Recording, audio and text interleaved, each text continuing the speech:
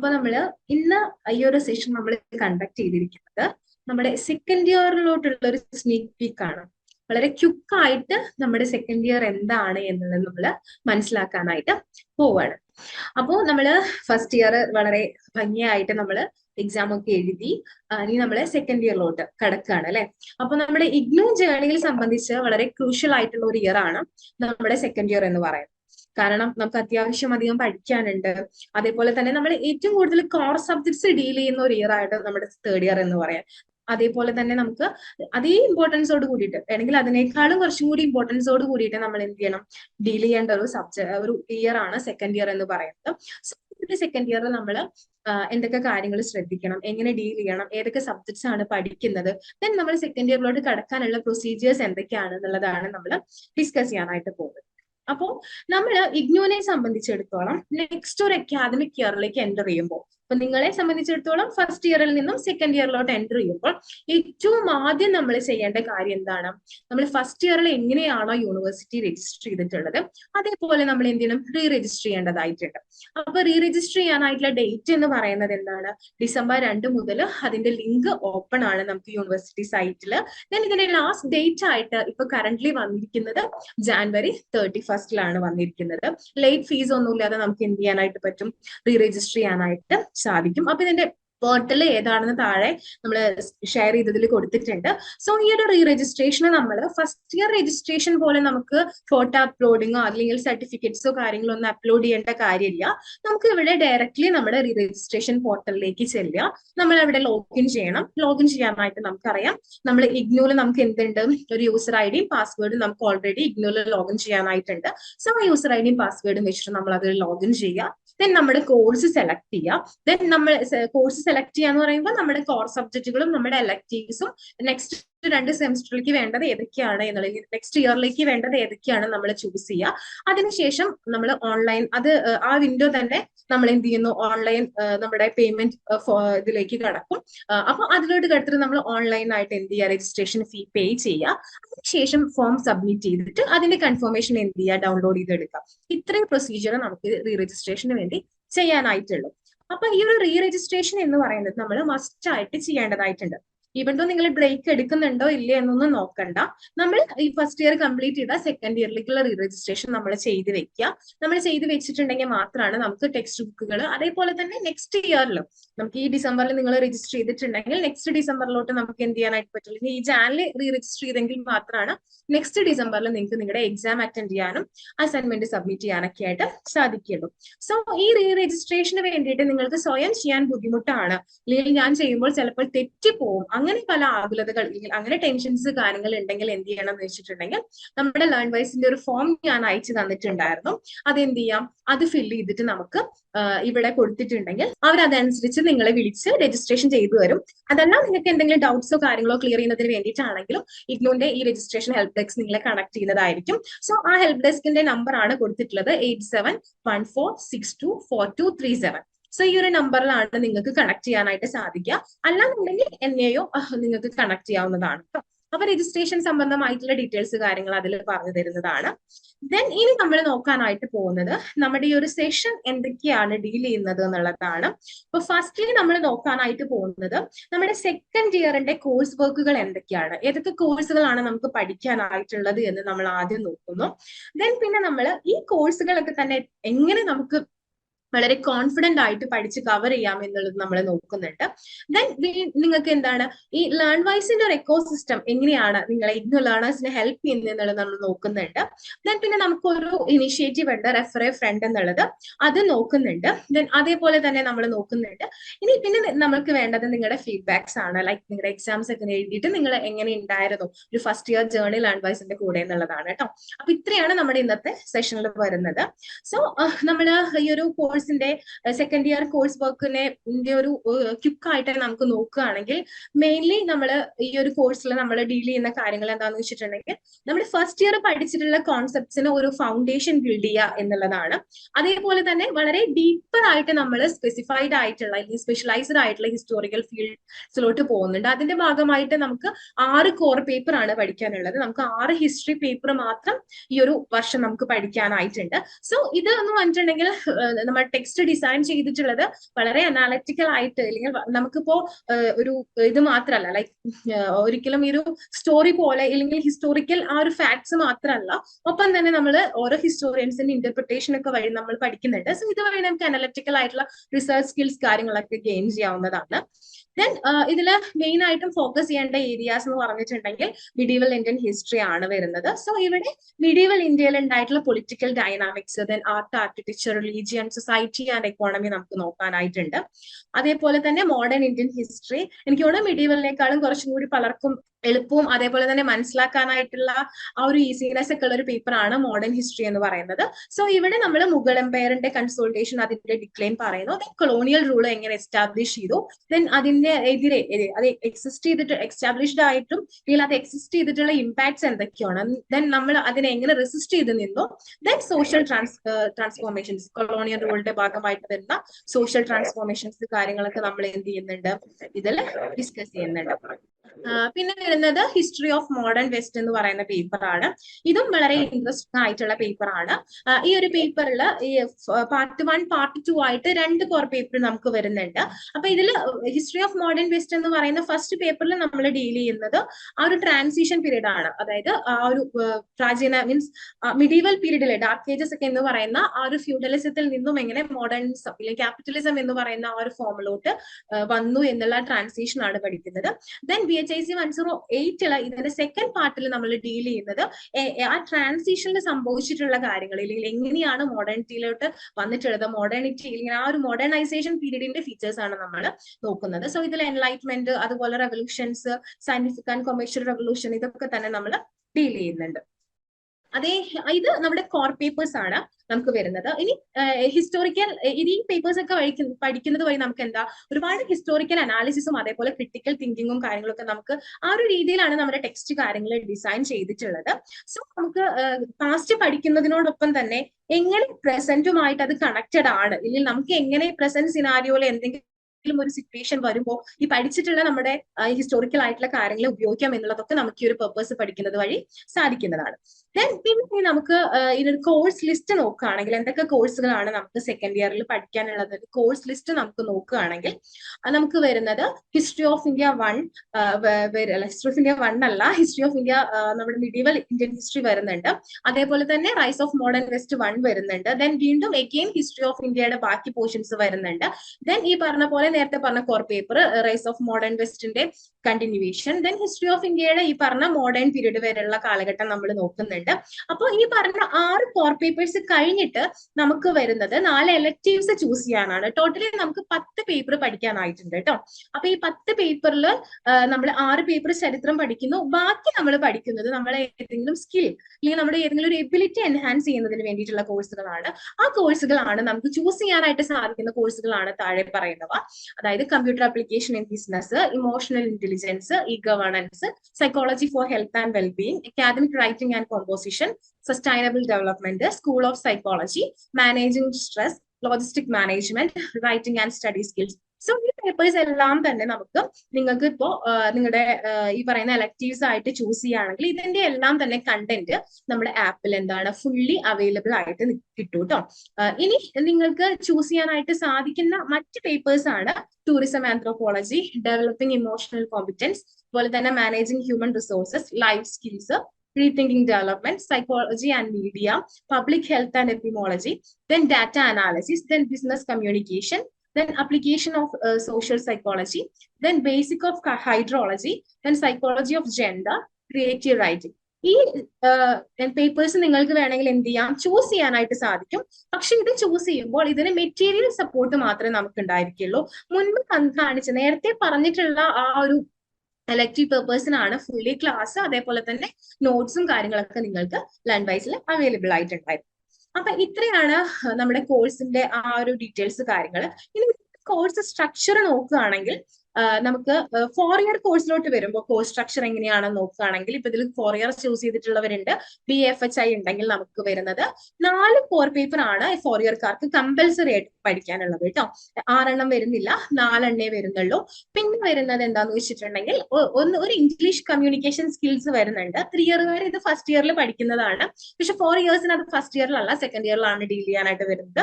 പിന്നെ അതേപോലെ തന്നെ റൈറ്റിംഗ് ആൻഡ് സ്റ്റഡി സ്കിൽസ് എന്ന് പറയുന്ന ഒരു സ്കിൽ എൻഹാൻസ്മെന്റ് കോഴ്സും കൂടി വരുന്നുണ്ട്. പിന്നെ 2 മൈനർ പേപ്പേഴ്സ് വരുന്നുണ്ട്. ഇതിൽ നമുക്ക് സോഷ്യോളജി വേണമെങ്കിൽ സോഷ്യോളജി ചൂസ് ചെയ്യാം, സൈക്കോളജി വേണമെങ്കിൽ സൈക്കോളജി ചൂസ് ചെയ്യാം. ഇതിന്റെ രണ്ടിന്റെയും കണ്ടന്റ് എന്താണ് നമ്മുടെ ആപ്പിൽ അവൈലബിൾ ആണ് കേട്ടോ. അപ്പൊ 4 ഇയർ എടുക്കുന്നവരെ ഇത് ശ്രദ്ധിക്കാം.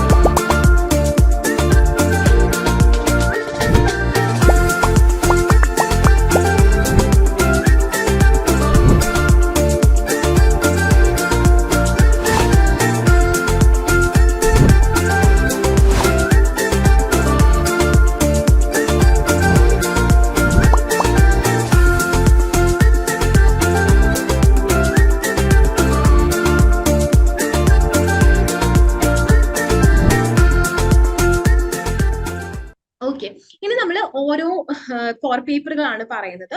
നേരത്തെ പറഞ്ഞ പോലെ തന്നെ BHIC 105 ആണ്. സോ ഇവിടെ ഹിസ്റ്ററി ഓഫ് ഇന്ത്യ 3 ആണ് വരുന്നത്. ഹിസ്റ്ററി ഓഫ് ഇന്ത്യ 3 എന്താണ് ഇന്ത്യസ് മീഡിയവൽ ട്രാൻസിഷൻസ് ആണ് വരുന്നത്. അതേപോലെ തന്നെ പാലാസ്, ചോളാസ്, ചാലിക്കസ്, ഏർലി മീഡിയവൽ ഇന്ത്യയിലെ പൊളിറ്റിക്കൽ ആൻഡ് സോഷ്യൽ സിനാരിയോ ആണ് പറയുന്നത്.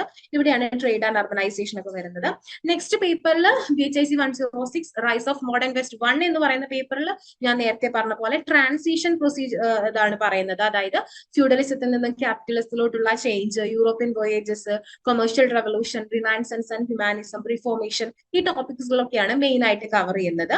ദെൻ അതേപോലെ തന്നെ BHIC 107 വരുമ്പോൾ നെക്സ്റ്റ് അഗെയിൻ നമ്മുടെ ഹിസ്റ്ററി ഓഫ് ഇന്ത്യ പാർട്ട് 4 ആണ് വരുന്നത്. ഇവിടെ ഡൽഹി സുൽത്താനേറ്റ്, നമ്മുടെ പ്രോപ്പർ മിഡീവൽ പീരീഡിലേക്ക് കടക്കുകയാണ്.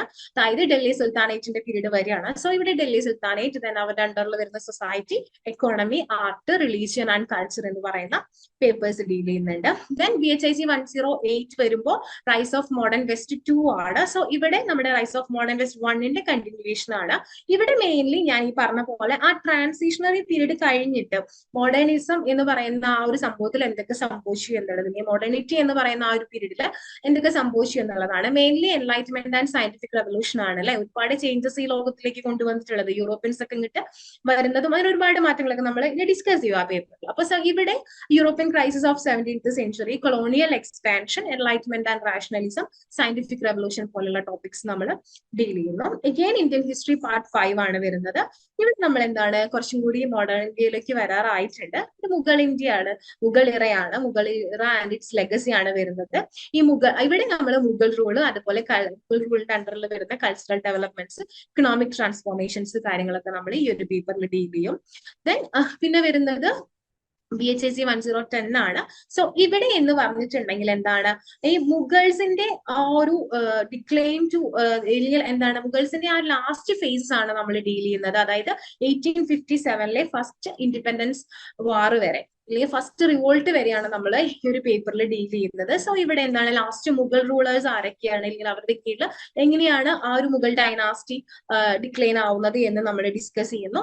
അതേപോലെ തന്നെ അതിന്റെ ഇക്കണോമിക് പാർട്ടുകൾ ഡിസ്കസ് ചെയ്യുന്നു. ദെൻ കൊളോണിയൽ എക്സ്പാൻഷൻ, ദെൻ അതിനുശേഷം വരുന്ന പൊളിറ്റിക്സ്, അതേപോലെ തന്നെ renaissance and revolts, then social transformation, ഇത്രയും കാര്യങ്ങൾ നമ്മൾ ഈ ഒരു പേപ്പറിൽ ഡിസ്കസ് ചെയ്യുന്നുണ്ട്. അപ്പൊ ഇത്രയും പേപ്പേഴ്സ് ആണ് നമ്മുടെ കോർ പേപ്പേഴ്സ് ആയിട്ട് പഠിക്കാനുള്ളത്, നമ്മൾ ഇൻ ഡീറ്റെയിൽ ആയിട്ട് പറഞ്ഞത്. ബാക്കിയുള്ള എലക്ടീവ് പേപ്പേഴ്സ് നിങ്ങൾ ചൂസ് ചെയ്യുന്ന പേപ്പറിന്റെ ഒരു നേച്ചർ അനുസരിച്ചിട്ട് എന്തായിരിക്കും, അത് ഡിഫറെന്റ് ആയിരിക്കും. ഓക്കെ, ഇനി ഇത്രയും പേപ്പേഴ്സ് നമുക്ക് എങ്ങനെ പഠിക്കാം എന്നുള്ളതാണ് നമ്മൾ നോക്കുന്നത്.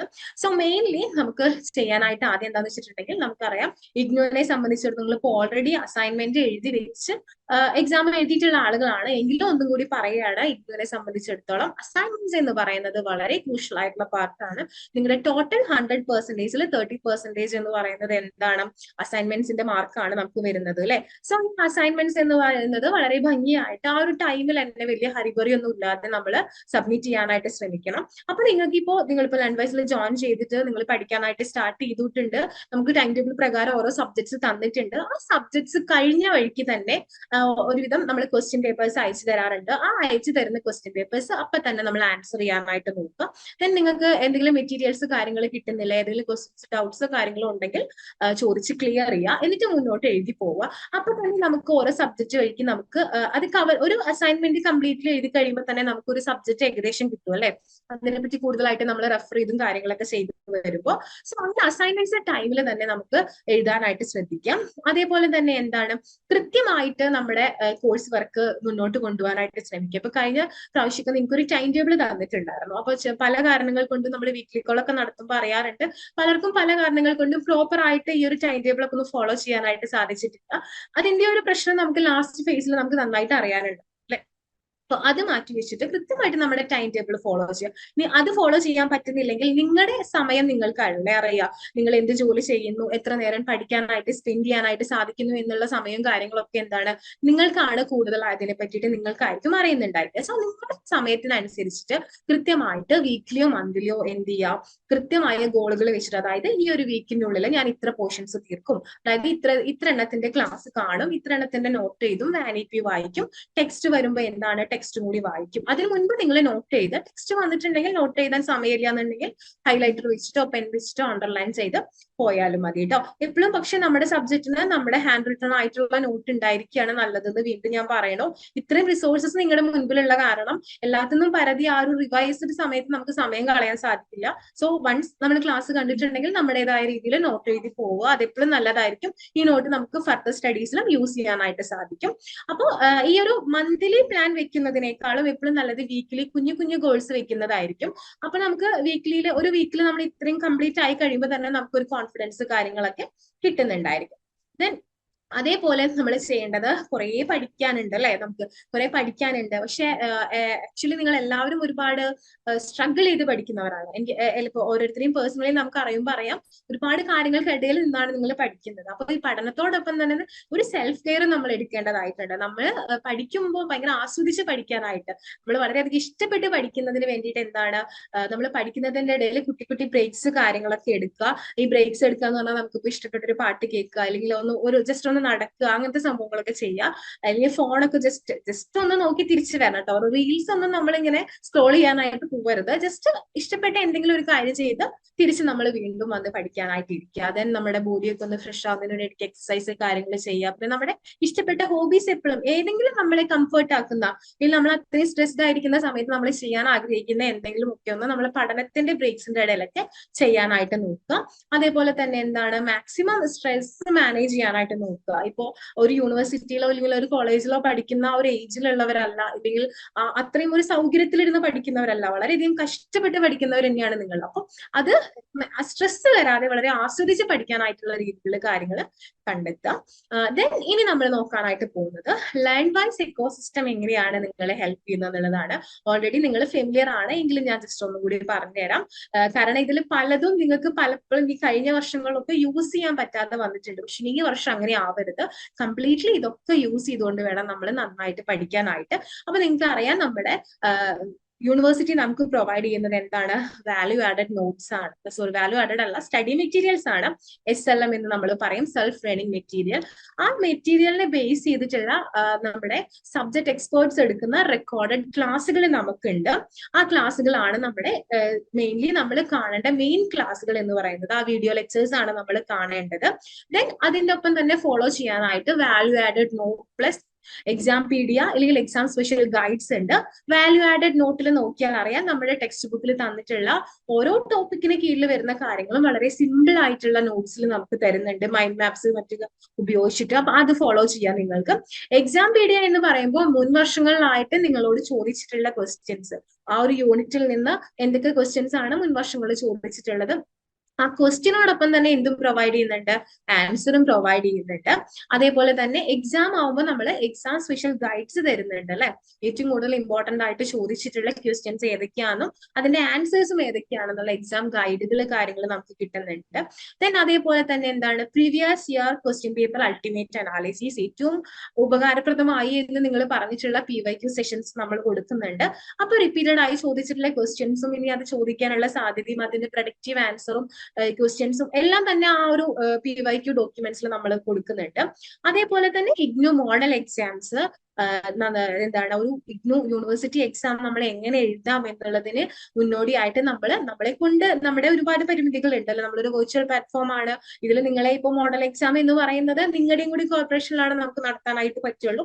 എങ്കിലും അതും നമ്മൾ 2 പ്രാവശ്യം വളരെ ഭംഗിയായിട്ട് നടത്തി വിജയിച്ചിട്ടുണ്ട്. പലപ്പോഴും പല ലേണേഴ്സും പറയാറുണ്ട് വളരെ ഹെൽപ്ഫുൾ ആയിരുന്നു, ഇത്ര സമയത്തിനുള്ളിൽ നമുക്ക് എഴുതി അവസാനിപ്പിക്കണം എന്നുള്ളതിന്റെ ഒക്കെ ഒരു എക്സ്പീരിയൻസ് കിട്ടി എന്നുള്ള രീതിയിലൊക്കെ നമ്മളോട് പറഞ്ഞിട്ടുണ്ട്. അതേപോലെ തന്നെ ഇഗ്നു എക്സാം ഹെൽപ്പ് ഡെസ്ക് നമുക്ക് വരുന്നുണ്ട്. എക്സാം രജിസ്ട്രേഷനും മറ്റും കാര്യങ്ങൾക്കൊക്കെ ആയിട്ട് നിങ്ങൾക്ക് ഒരു ഹെൽപ്പ് ഡെസ്ക് ഉണ്ടായിരിക്കും രജിസ്റ്റർ ചെയ്ത് തരുന്നതിന് വേണ്ടിയിട്ടും. അതേപോലെ തന്നെ വർക്ക് ബുക്കുകളും ആൻസർ ഫയൽസും നമുക്ക് കിട്ടുന്നുണ്ട്. അസൈൻമെന്റിന്റെ ആൻസർ ഗൈഡ് ബുക്ക് നമ്മൾ പ്രൊവൈഡ് ചെയ്യും. നിങ്ങൾക്ക് ഇനി റെഫർ ചെയ്ത് എഴുതാൻ അസൈൻമെന്റ് എഴുതാൻ ടൈം ഇല്ല എങ്കിൽ നമ്മൾ എന്താണ് ഒരു മോഡൽ ആൻസറോട് കൂടിയിട്ടുള്ള ഗൈഡ് ബുക്ക് പ്രൊവൈഡ് ചെയ്യുന്നുണ്ട്. അതേപോലെ തന്നെ ഇതിനെല്ലാത്തിനും ഉപരിയായിട്ട് നേരത്തെ പറഞ്ഞ സ്ട്രെസ് മാനേജ്മെന്റിന്റെ ഭാഗമായിട്ട് നമുക്കിവിടെ ഒരു ഹാപ്പിനെസ് എംബാസിഡർ ഉണ്ട്. നിങ്ങൾ ഒരുപാട് സ്ട്രെസ് ഫീൽ ചെയ്യുന്നുണ്ട്, മുന്നോട്ട് പഠിക്കാൻ പറ്റുന്നില്ല, ഒരു സൈക്കോളജിക്കലി ഒരു മൈൻഡ് ബാരിയർ നിങ്ങൾക്ക് മുമ്പിൽ ഉണ്ടെങ്കിൽ അതിങ്ങനെ ഓവർകം ചെയ്യാം എന്ന് പറയുന്നതിനായിട്ട് നമ്മുടെ കൗൺസിലർ ഇവിടെ ഉണ്ട്. ഹാപ്പിനെസ് അംബാസിഡർ ആയിട്ട് നിങ്ങൾക്ക് സ്ലോട്ട് വേണമെങ്കിൽ ബുക്ക് ചെയ്യാവുന്നതാണ്. അപ്പൊ ഇത്രയും കാര്യങ്ങളൊക്കെയാണ് ലേൺവൈസ് പ്രൊവൈഡ് ചെയ്യുന്നത്. അപ്പൊ ഈ പ്രൊവൈഡ് ചെയ്യുന്ന ഈ ഫെസിലിറ്റീസ് ഒക്കെ തന്നെ വളരെ ഭംഗിയായിട്ട് നിങ്ങൾക്ക് യൂസ് ചെയ്യാനായിട്ട് സാധിക്കും.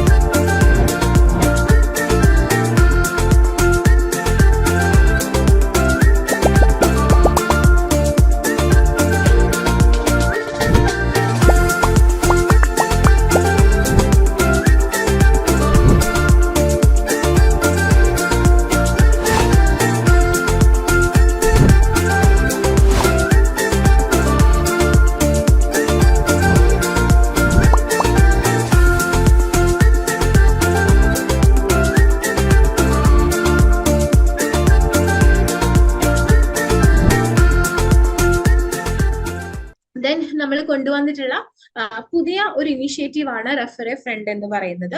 സോ ഇത് എന്ന് പറഞ്ഞിട്ടുണ്ടെങ്കിൽ നമ്മുടെ ലേൺവൈസ് ഫാമിലിയിലോട്ട് എൻറോൾഡ് ലേണർ ആയിട്ടുള്ള നിങ്ങൾ അല്ലെങ്കിൽ ജോയിൻ ചെയ്തിട്ടുള്ള നിങ്ങൾക്ക് എന്ത് ചെയ്യാനായിട്ട് സാധിക്കും, ഒരു ഫ്രണ്ടിന് നമ്മുടെ പ്ലാറ്റ്ഫോം നിങ്ങൾക്ക് ഇഷ്ടപ്പെട്ടു, നിങ്ങൾക്ക് ഇത് യൂസ്ഫുൾ ആണ് എന്ന് തോന്നുമ്പോൾ അല്ലെങ്കിൽ തോന്നുകയാണെങ്കിൽ എന്ത് ചെയ്യണം, ഇവിടെ ഒരു ഫ്രണ്ടിന് നിങ്ങൾ ഇത് റെഫർ ചെയ്യേണ്ടതായിട്ടുണ്ട്.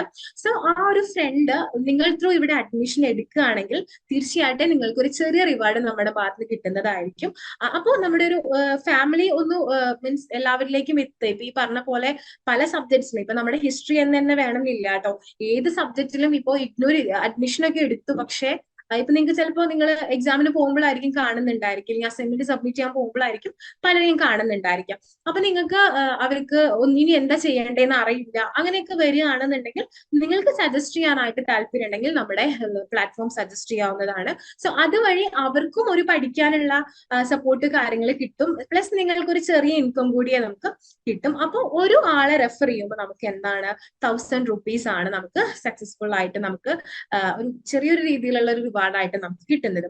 അതേപോലെ ഇപ്രാവശ്യം നമ്മൾ വൈസിൽ അഡ്മിഷൻ എടുക്കുകയാണ്, ആസ് സൂൺ ആസ് പോസിബിൾ നിങ്ങൾക്ക് നേരത്തെ എടുക്കാൻ സാധിക്കുകയാണെങ്കിൽ നമുക്ക് 10% ഏർലി ബേർഡ് ഡിസ്കൗണ്ട്, ഫുൾ പേയ്മെന്റിനും ഒക്കെ നമ്മൾ 10% ഡിസ്കൗണ്ട് കാര്യങ്ങൾ കൊടുക്കുന്നുണ്ട്.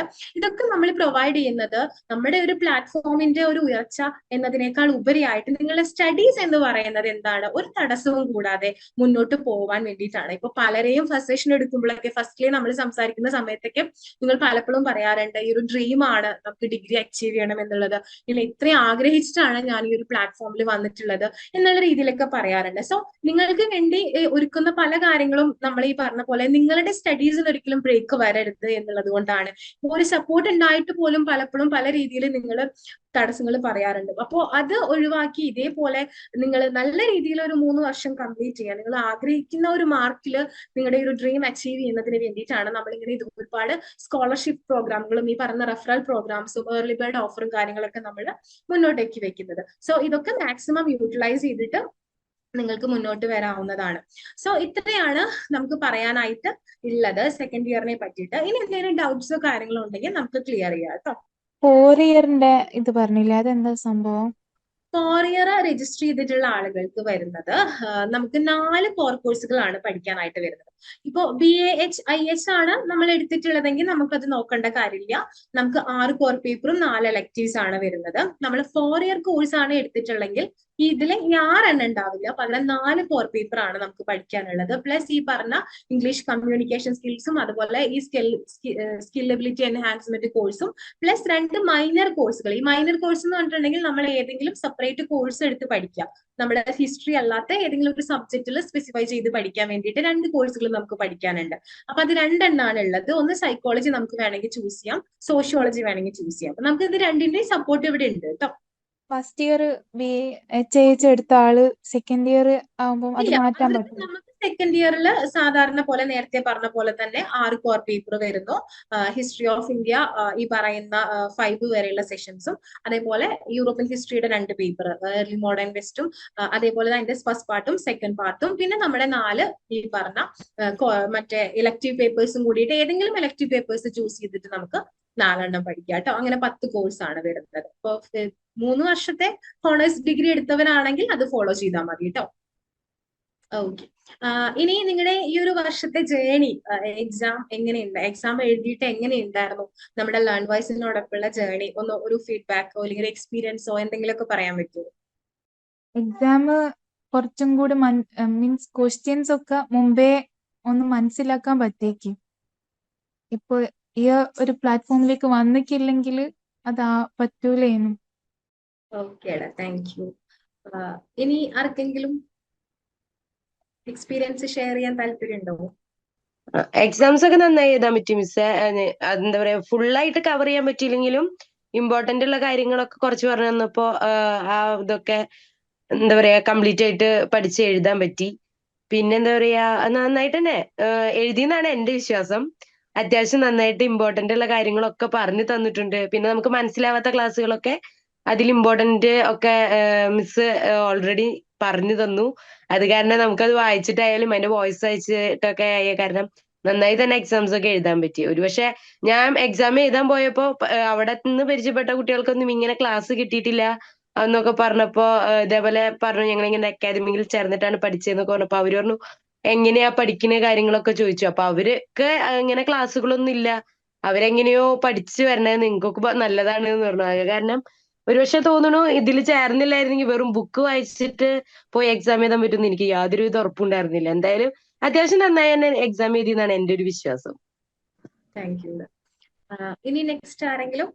പരീക്ഷ എഴുതിയിരുന്നു. പരീക്ഷ എഴുതിയത് അത് ഒരുപക്ഷെ ന്റെ കൂടെ അല്ലായിരുന്നെങ്കിൽ ഇത് സാധ്യമാകുമായിരുന്നോ എന്ന് എനിക്ക് അറിയില്ല. അത് തീർച്ചയായിട്ടും ഒരു മെയിൻ ഫാക്ടറാണ്. ഡീറ്റെയില് ഫുള്ള് സിലബസ് പഠിക്കേണ്ടതൊന്നല്ല എഴുതിയത്. വളരെ മിനിമം സമയമാണ് പഠനത്തിന് വേണ്ടി ഉപയോഗിച്ചിട്ടുള്ളത്. എങ്കിൽ തന്നെ എനിക്ക് എഴുതിയതിനോട്ട് സാറ്റിസ്ഫാക്ഷൻ ഉണ്ട്. കുഴപ്പമില്ല. Okay, thank you sir. ഇനി നെജ്ല. മാം, ഞാന് നേരത്തെ പറഞ്ഞ പോലെ തന്നെ ഞാനിപ്പോ പ്രഗ്നന്റ് ആണ്. അതുകൊണ്ട് എനിക്ക് ക്ലാസ്സസ് അറ്റൻഡ് ചെയ്യാനോ നേരം മാർഗം ഇരുന്ന് റീഡ് ചെയ്യാൻ, ഇങ്ങനെ ഒരുപാട് നേരം ഇരിക്കാനൊന്നിനും പറ്റില്ല. ടെക്സ്റ്റ് വായിക്കാനാണെങ്കിലും ഒന്നിനും പറ്റില്ലായിരുന്നു. പക്ഷെ ഞാൻ ആ ഒരു ലാസ്റ്റ് ടൈമിലൊക്കെ ജസ്റ്റ് ലൈവ് വീഡിയോ മാത്രം കണ്ടുകൊണ്ടാണ് എക്സാം പോയി എഴുതിയത്. ഒരുപാട് അങ്ങനെ ടൈം എനിക്ക് സ്പെൻഡ് ചെയ്യാനൊന്നും പറ്റിയിട്ടുണ്ടായിരുന്നില്ല. SLM മറ്റേ നമ്മുടെ സ്റ്റഡി മെറ്റീരിയൽ വായിക്കാനൊന്നും പറ്റിയിട്ടുണ്ടായിരുന്നില്ല. ഈ ഒരു പ്ലാറ്റ്ഫോമിൽ ജോയിൻ ചെയ്തിട്ടുണ്ടായിരുന്നെങ്കിൽ എനിക്ക് ഇത്ര വൃത്തിക്ക് എക്സാം എഴുതാൻ പറ്റുമെന്ന് തോന്നുന്നില്ല. നന്നായിട്ട് എല്ലാ സബ്ജക്റ്റും നല്ല രീതിയിൽ അറ്റൻഡ് ചെയ്യാൻ പറ്റി. Okay, thank you. വേറെ ഡൗട്ട്സോ കാര്യങ്ങളോ ഇല്ലാന്നുണ്ടെങ്കിൽ നമുക്ക് സെഷൻ വൈൻഡ് അപ്പ് ചെയ്യാം. ഓക്കെ, ഇല്ല അല്ലെ? ഓക്കെ, അപ്പൊ നമുക്ക് സെഷൻ വൈൻഡ് അപ്പ് ചെയ്യാം. അപ്പോൾ നമ്മുടെ കൂടെ ഇന്ന് റെക്കോർഡിങ്ങിനുള്ളത് കൊമേഴ്സ് എന്ന ദുർഗ മാം ആണ്. അതേപോലെ നമ്മളെ സപ്പോർട്ട് ചെയ്യാനായിട്ട് നമ്മുടെ മെന്റർഷിപ്പ് ടീമിൽ ആയിട്ടുള്ള വാണി മാം ഉണ്ട്. അതുപോലെ തന്നെ മുബീന മാമും ഒക്കെ നമ്മുടെ കൂടെ ജോയിൻഡ് ആണ് കേട്ടോ. Okay ma'am. നിങ്ങൾ ഇഗ്നുവിൽ ജോയിൻ ചെയ്ത ഒരാളാണോ? അല്ലെങ്കിൽ ഇഗ്നുവിൽ ജോയിൻ ചെയ്ത് ഡിഗ്രി PG ഒക്കെ തന്നെ നേടണമെന്ന് ആഗ്രഹിക്കുന്ന ഒരാളാണോ? ആണെങ്കിൽ നിങ്ങൾക്ക് വേണ്ടിയുള്ളതാണ് ലേൺവൈസ് പ്ലാറ്റ്ഫോം. കേരളത്തിലെ ഏറ്റവും മികച്ച ഇഗ്നോ സപ്പോർട്ട് പ്ലാറ്റ്ഫോമായ ലേൺവൈസിന്റെ സഹായത്തോടു കൂടി രാജ്യത്തെ ഏറ്റവും മികച്ച, ഏറ്റവും ക്രെഡിബിൾ ആയിട്ടുള്ള ഡിസ്റ്റൻസ് എഡ്യൂക്കേഷൻ യൂണിവേഴ്സിറ്റി ആയിട്ടുള്ള ഇഗ്നോയിൽ നിന്ന് നിങ്ങൾക്ക് ഡിഗ്രി PG MBA ഒക്കെ നേടാം. 22ഓളം വരുന്ന പ്രോഗ്രാമുകളിൽ നിങ്ങൾക്ക് first year, second year, third year, fourth ഇയറിന് ആവശ്യമായിട്ടുള്ള ഫുൾ സപ്പോർട്ട് ലേൺവൈസിൽ ലഭ്യമാണ്.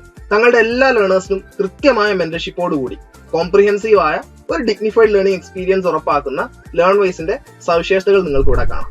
ലേൺവൈസിൽ മുമ്പ് പഠിച്ചവരുടെയും അതുപോലെ നിലവിൽ പഠിച്ചുകൊണ്ടിരിക്കുന്നവരുടെയും എക്സ്പീരിയൻസ് അറിയുന്നതിനായിട്ട് എത്രയും പെട്ടെന്ന് ലേൺവൈസ് യൂട്യൂബ് ചാനലിലേക്ക് പോവുക. നിങ്ങൾക്ക് അവിടെ ഒരുപാട് വീഡിയോസ് കാണാനാവും. കൂടുതൽ വിവരങ്ങൾക്കായി എത്രയും പെട്ടെന്ന് താഴെ കാണുന്ന നമ്പറിൽ വാട്സ്ആപ്പ് വഴിയോ കോൾ വഴിയോ ബന്ധപ്പെടാവുന്നതാണ്.